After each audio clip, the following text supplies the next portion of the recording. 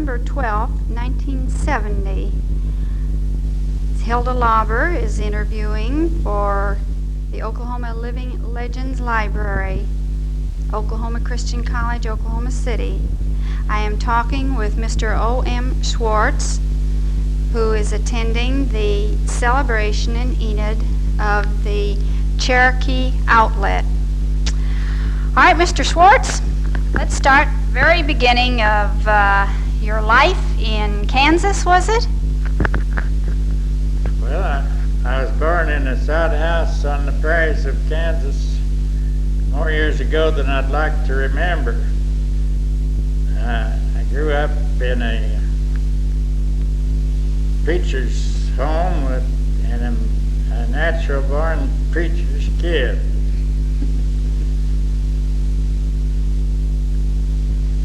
I didn't get there in time to learn much about the buffaloes, only through my brother Charlie, who went with his father and two other neighbors and hunted buffalo in no man's land in 1874 after the grasshoppers ate everything there was green on the Kansas plains.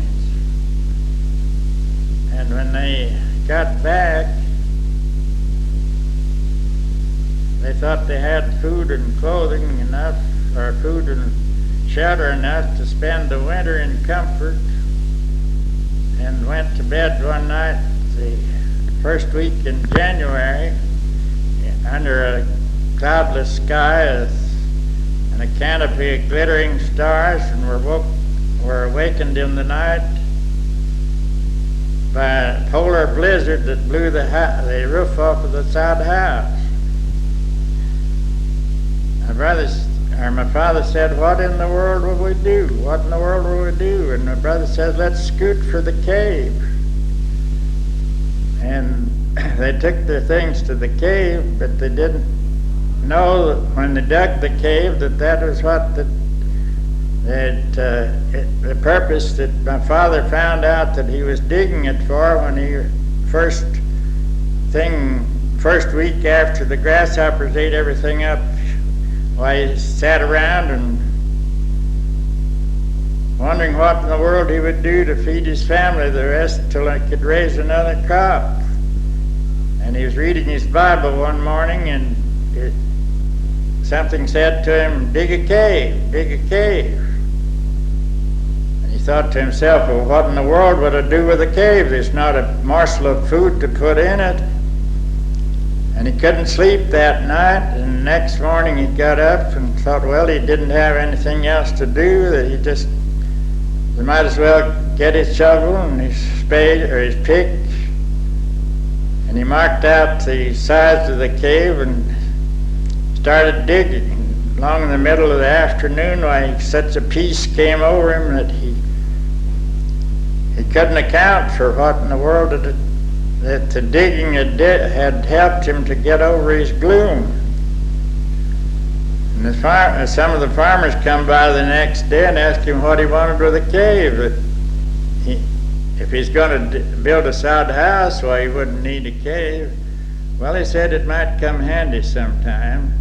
So that was a cave that he dug that day, or during that several weeks after the grasshopper skirts saved their life, because after the roof blew off, while the blizzard filled the sod walls full of dirty snow and ice, and they spent 2 weeks in that cave. The first thing they dug out was this cook stove, and they used that to roast and cook the buffalo meat that they had blown away with the roof of the sod in. They had to cut the meat with an axe or a saw because it was frozen so hard they couldn't cut it with a knife. Finally, the neighbors came, and by the 1st of February, well, they had enough neighbors to help put the roof back on the soddy, and that was the way they spent the years in that soddy until 1879. Do you remember living in this sod house? I remember after we moved out, and that we used it for a wood shed and shelter for other odds and ends. And from then, most that I remember was that the farmers had to haul wheat and stock or whatever they bought and sold there, hauled it 20 miles to a railroad before there was a railroad built through there. And then during that time, my father, during fall seasons, operated a sorghum mill. And the sorghum mill was the first that I remember about. And that was after that he converted the one-horse, what they called a one-horse juicer into, had bought a steam boiler and had a steam engine and rollers to crush the juice out with. And I remember the sorghum season was the highlight of my younger days. So they always, all from half a dozen to over a dozen men that worked around cutting the cane and getting it ready to boil the syrup or boil the juice down to syrup. And it would, when they had a good day's run, where they could make 50 gallons of sorghum a day. What made your family want to come to Oklahoma? Well, the family, there was 4 or 5 boys. Well, my father had a half section of land in Kansas that had a mortgage on, and in the 1880s, after they built the railroad through that farm, the great slump, or what they called it at 90, depression of the 1890s set in, and they saw that they couldn't get a farm for every one of the boys, and saw a chance to get a farm for every one of the boys in Oklahoma. And my brother Charlie and my brother Dan and my father came in a covered wagon and bought relinquishments in March in 1894. What area? Was that the outlet? And that is the Cherokee Strip west of, well, they started scouting it between our Kansas City and Blackwell to buy relinquishments, and didn't find any relinquishments that within the price they could pay near a section of school land, which my father wanted because he had used his homestead right in Kansas. And there was just on the west edge of Garfield County was a store on a blacksmith shop where they camped a couple of nights and rode out from there to find relinquishments, and found 2 men that would sell their relinquishments 2 miles west of over in Woods County. And there was a section of school land within a mile of that was be for lease. They knew it would be for lease, and that was the prospect that Father wanted, was the section of school land, so that when it was leased in August that year, 1894, well, they sent in leases. My brother-in-law and my older sister's husband and my father and my mother and one of my brothers sent in leases and got the whole section of land. How old were you at this time? I would have been 16 in November after that, 1894. So then he found enough relinquishments in this school section that each boy would have had their own quarter. We finally all got our quarter section of land. And I suppose you worked together as a family building up all of this land. Yes, ma'am.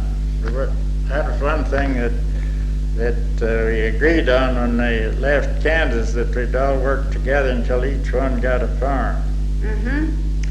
What was the first thing you did in preparing one of these quarters for farming? Well, my father and the two brothers that came down and bought the relinquishments, the two brothers went with the claim holders to Alva to get their relinquishments. And from there, or while they were there, my father stayed on the claim in a tent. And one of my brothers went back to the claims, and the other brother went direct from Alva back to Bushton, Kansas, where we rigged up two prairie schooners and a freight wagon to bring goods and implements and teams to break out to land in the new, what we call the new country.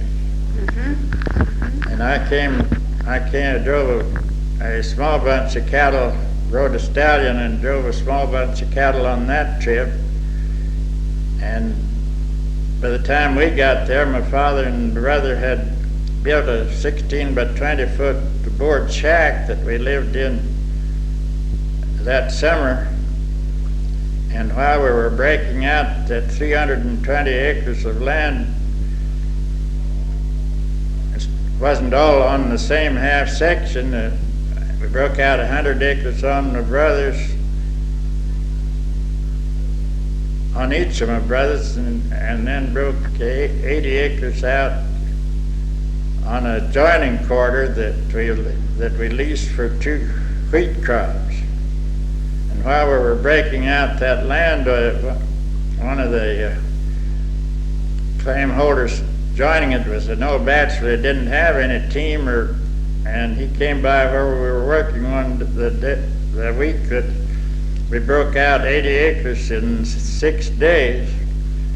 And he said, "What's the matter with you Kansas Jayhawkers? You got a contract to break out this part of the Cherokee Strip?" And that was in June, and we lacked 20 acres of getting the 320 broke out. It got too dry and we had to go back to Kansas for harvest, but my oldest brother stayed on the farm while we were gone. He and his wife were expecting the stork, so he couldn't go back to Kansas. And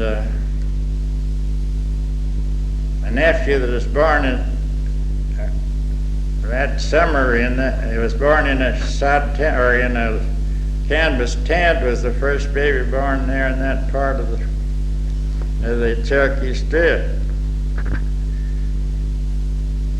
We went back to Kansas, and on our way back we met a cyclone in the road. We were driving three teams. Yeah, I was my nephew were driving the front team, and we had just passed through a little rain shower, and up northwest of Enid, close to the county line, we came to the trail that went between 2 canyons, just wide enough for the covered wagons to go through, between the slope to the Cimarron River and the Salt Fork Rivers. Mm-hmm. And just after we got through that little gap, I looked up in the sky and saw the cyclone in front of us, and I stopped and hollered back to the wagon behind me. My brother-in-law was driving that wagon, and I pointed up, and he yelled, "Whip the teams out of this track." He said, "Let it have the trail. We better get out of here." And we just barely got out of the trail before it hit the ground. It blew the sheets off our wagon. We had to lay on the ground and hold our horses to keep from being blown away. And that was the main incident that I remember going back to Kansas, and then we harvested or what we had sowed, a 600 acre of wheat in Kansas, but only harvested part of it and got only a little over 600 bushel out of all the wheat we sowed that fall of 1893 that kept us from coming to Cherokee Strip that fall. That wasn't very much, was it? Yeah. And then we raised 3 crops in Okla, or planted 800 acres of wheat in Oklahoma before we got a wheat crop in 1897. 1897 was the first wheat crop we had in Oklahoma. The first crop that paid anything over and above what we just barely lived on, Capricorn and corn mush, and had enough to feed our chickens and butchered our own meat. Then you had some pretty hard times in the beginning of settlement here. Well, they call it hard times. I was used to those in Kansas, so it didn't seem much more than the usual. Mm-hmm. You were a pretty young man when you were here. What did you do for fun and enjoyment? Well, the first enjoyment I remember that lasted, that's outstanding in my memory, and I've reviewed the oftenest, is the celebration of the first celebration of the opening of the Cherokee Strip at Enid in September 1894. When I and my brother and nephew came in the lumber wagon. Got here about 9 o'clock, and the streets are getting to be well crowded around the square, and before noon you had to elbow your way through the crowd to get around the square at noon. Mm-hmm. That is the first Cherokee Strip celebration that I attended, and I don't remember how many I've attended since. What kind of a town was Enid at the time? It was mostly, by that time they had store buildings built with the board store buildings with wide board sidewalks, maybe 10, 12 foot out in front of the stores with an awning or a roof over them. I remember the sport we had that day was throwing balls at what they called cats and nigger babies, and one I didn't throw anything at this instance was a colored boy that was in a tent, and they'd give a fella 6 eggs to throw at the fella's face for a nickel. Talk about a sight. That was a sight. Oh! He just had his head through that canvas. How far was your homestead from Enid? It is 14 miles west and 2 south from what they call the Market Street. Mm-hmm. Mm-hmm. Well, you were 16 when you came down here. Can you tell me something about your educational background? Well, I quit school in Kansas to make that trip down there, and didn't regret having to leave school because the prospect of a new adventure was so enticing. I didn't mind it until a year later when they went through the first winter without any schools, and I missed my old Kansas schoolmates. And the first term that I attended was 1895-96, when my brother taught a school that was in a log building. I went to school 4 months to that, and next year I went 4 months to another log school where I and my wife began holding hands. What grade were you in? Well, if there were any grades then, well, I'd have been in the 7th grade to begin with, and the 8th grade. Of course, we started in the front of the book, and every year, and we never got more than halfway through in 4 months.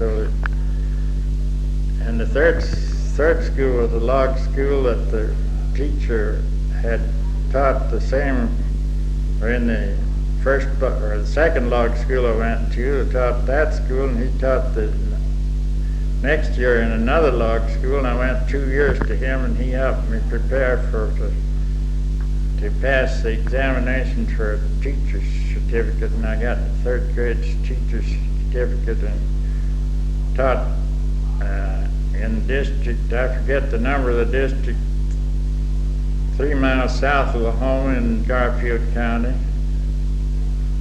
Got 5 months for $25 a month. Were you teaching and also farming your homestead at the same time?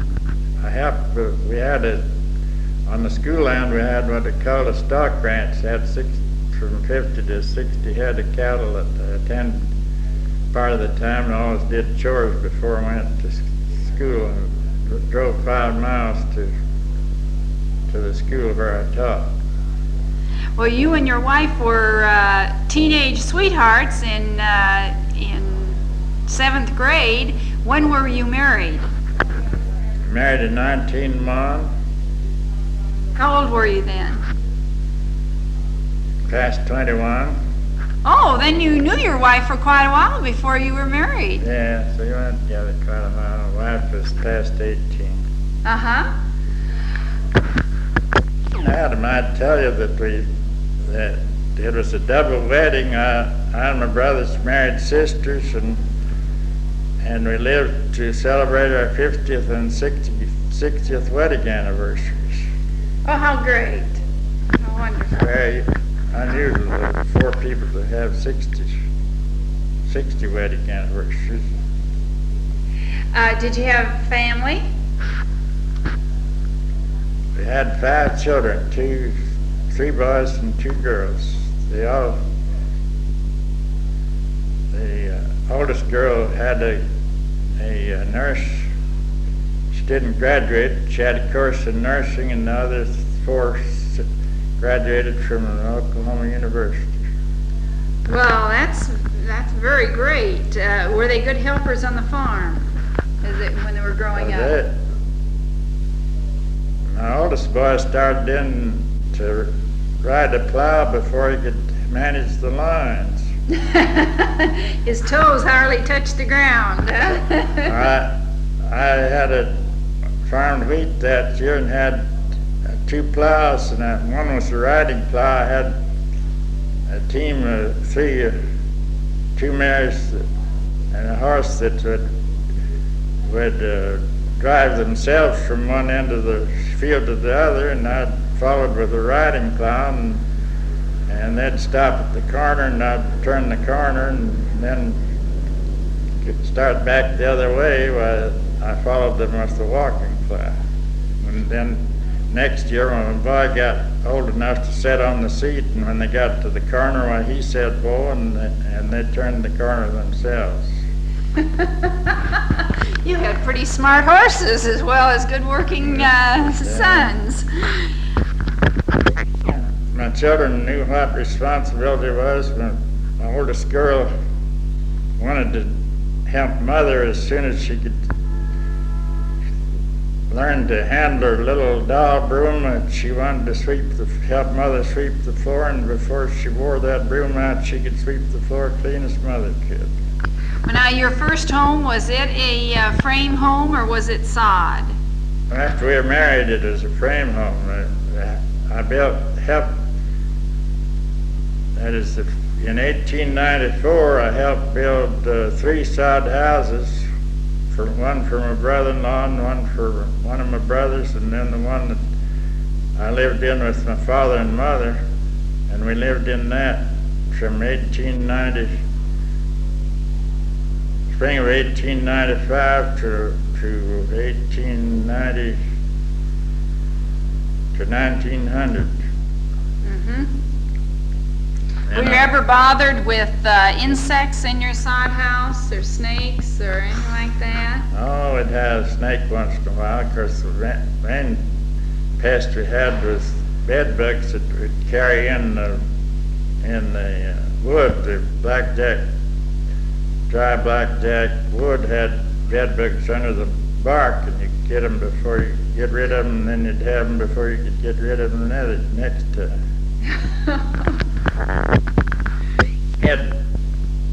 June bugs have clear gauzy wings. Lightning bugs have the same. Bed bugs have no wings at all, but they get there just the same. Very good. What kind of games did your youngsters play, or wasn't there much time for games? And while we were raising our family, they had their playthings, and they made up their games a good deal because we didn't have time to entertain them, and they had to make their own entertainment. Even when my wife and I were going together, we never had to help make up our school programs and things like that. Our entertainment wasn't ready-made. We had to make our entertainment. Were any of you musical? Did you play any musical instruments? My wife was a musician. She had taken music lessons in Nebraska when she was 10 years old, and then after they were in Oklahoma 4 years probably, she took more music and got real proficient on the organ and played church music for a Sunday school that was organized first in their log house, but she didn't start playing the organ for the Sunday school until after they moved the Sunday school to the log schoolhouse. What church did you belong to? My father was a Methodist minister, and he helped organize Methodist classes at different places around. He preached the first sermon in the spring of 1894, and one of the neighbor lady that had a small frame house. And then later on, he preached at this log house where my wife's folks had Sunday school and in other places. But then they finally organized moved the Sunday school to this log house where I went to school. I and my wife went to school, and organized a Methodist class there and built what they called the Concord Church, cornering our school land. And also, during the time they built that church, they bought ground for a cemetery, and the cemetery is the only thing remaining in the community with the name Concord that used to be a thriving country post office and grocery center. Were you ever bothered with outlaws or Indians?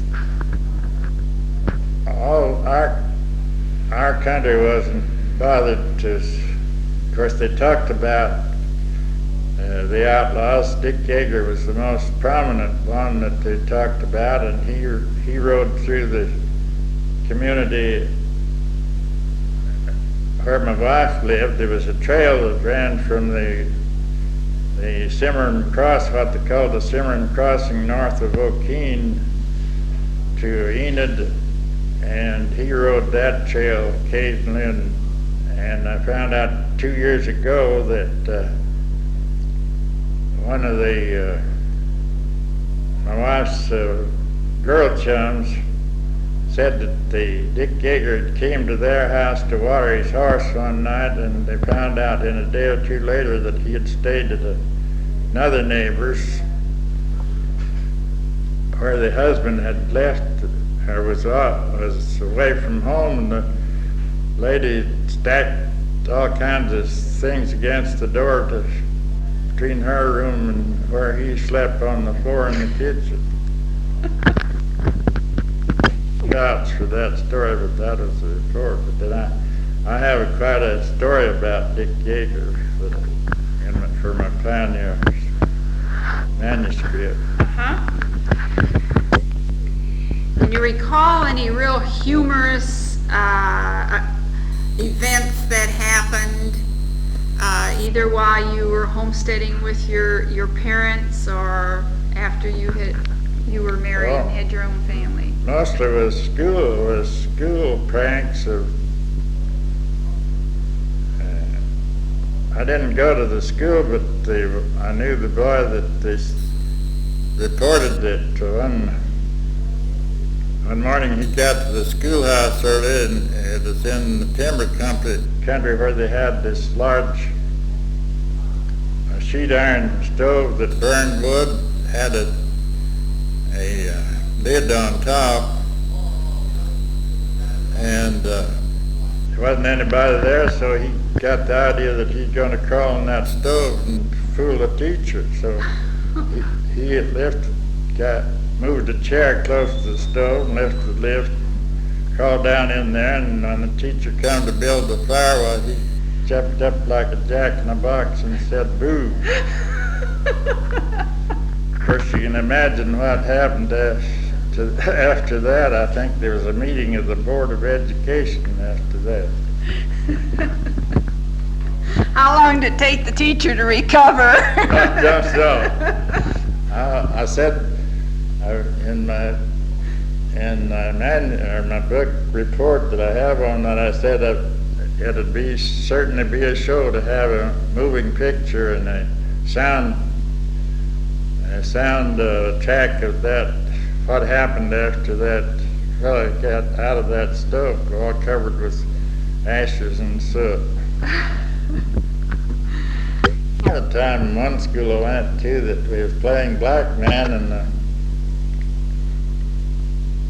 cold day, and of course they'd stand on the base and somebody in the center would try to catch, and while three of the big girls was running through, and I was following them, and one of the girls undies slipped down and hobbled her, and she took a somersault. There was some red faces that gathered around that bunch, so she got her undies back on.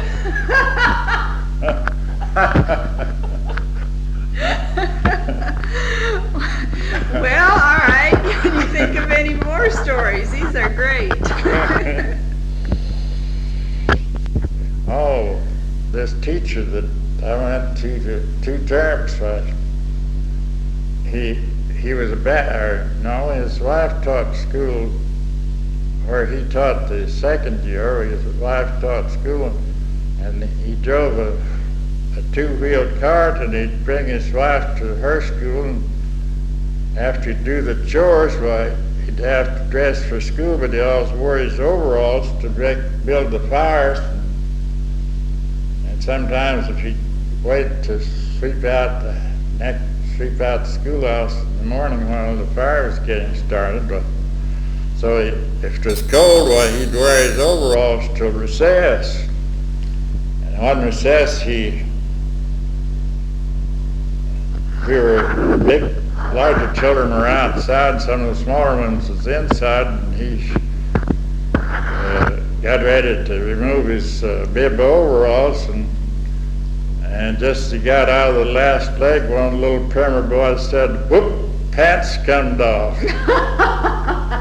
And about 3 or 4 days after that, one of the big girls had rode her pony to the post office 2 or 3 miles and got back and was late getting to school, and she slipped in and had her long riding skirt on as she came inside and got between her desk and the seat, and the teacher, of course, he knew about what was going to happen, so he walked back and turned his back, and just as she slipped out her riding skirt to sit down in the seat, he said, "You better not let Eddie see you do that. You know what he'd say."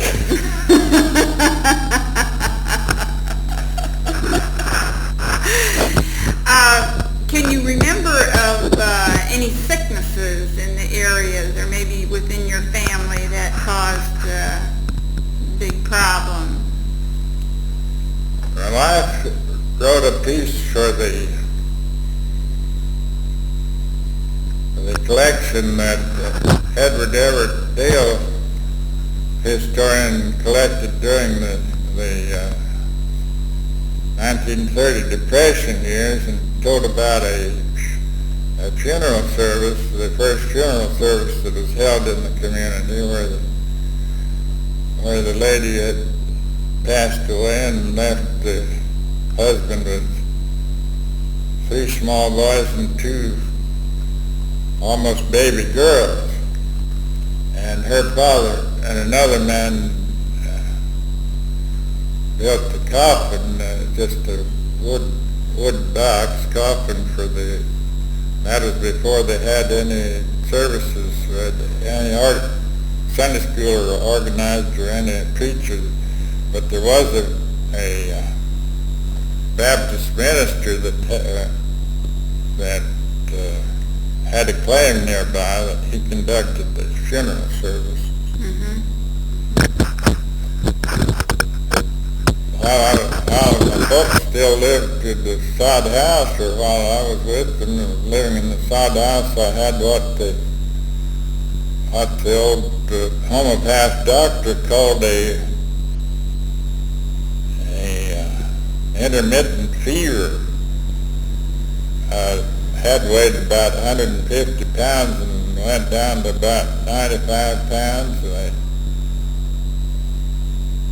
doctor said afterward, they said if it hadn't been from my mother's nursing, that they'd never saved me. Mm-hmm. They never really found out what you had, though. I imagined that I had what they call undulant fever. We had trouble with that kind in our cattle herd. Oh, I see. Mm-hmm. I don't know the symptoms of it. I had my temperature came up every other day, and I couldn't keep anything on my stomach. Mm-hmm. Well, then, did you farm all of your life, or did you go into the section of land we had only broke out about 100 acres on that, and used the rest. Well, that is on one quarter that I helped break out the 100 acres on one quarter, and my brother-in-law broke out 100 acres on his quarter, and we used the half section for cattle pasture. Mm-hmm. Mm-hmm. We had all the Schwartz family had 20 head of horses.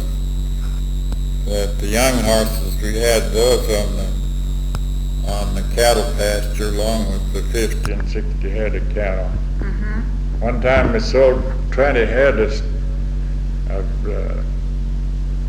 just under yearling steers, and the man that come to buy them came in 2 wagons.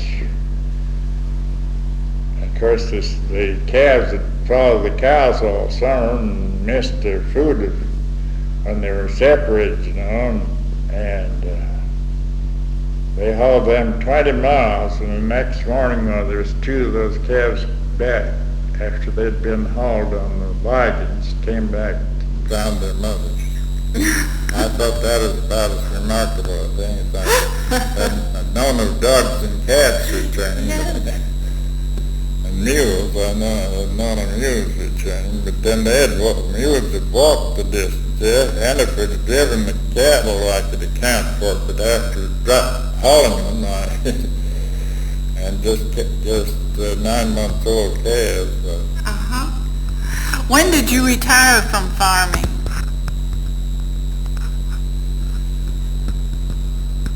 After the First World War, the children got, 2 older ones were ready for high school, and Enid stayed with their aunt. Enid's high school 1 year, and the next year we moved to Enid to send them, and all 5 of them graduated from Enid High School. And that was so left the farm about 1921 or 2. Went then from Enid to Norman. I guess I told about the 5 before graduating from university. Well, then you went down to Norman with them and established a home there. When my youngest daughter finished Enid High School at 16, I said she was too young to send off to university with, even if the brothers were there and other 3 brothers were there. Well, I thought we better go with them. After they were through at the university, I wanted to go back to the farm, and my wife wouldn't go. Said that no use for us to go back, just 2 of us go back to the farm and try to make a living on the farm after the boys were. 2 of them graduated from pharmacy, and 1 of them had a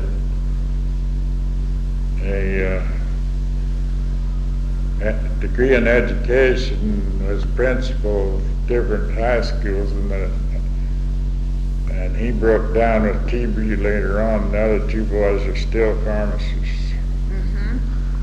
So how long did you live in Norman then? 2 years and a half. What did you do while you were there? Well, after we moved to Enid, I followed the carpenter trade, and in Norman I tried to live on the carpenter trade, but when the 29 Depression struck and left the 31 and 32, I had to help my wife run the Maytag washing machine to buy our groceries.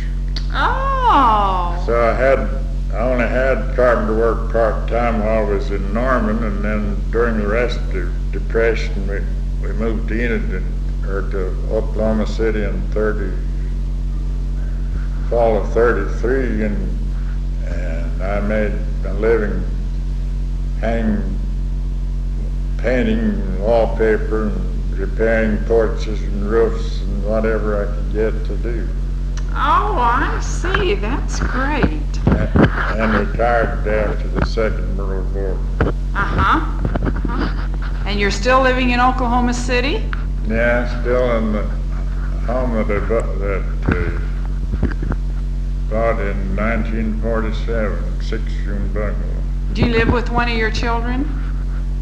No, I've been batching since my wife's passed away in 65. Last year I have a grandson that has a room with me. Of course, it's too big a place for an old bachelor, but no place else would seem like home. I see. All right, now, Mr. Schwartz, I know that you're retired, but I know you are still active. I'm sure there are things that you are doing. What occupies your time? I started writing pioneer history in 47, and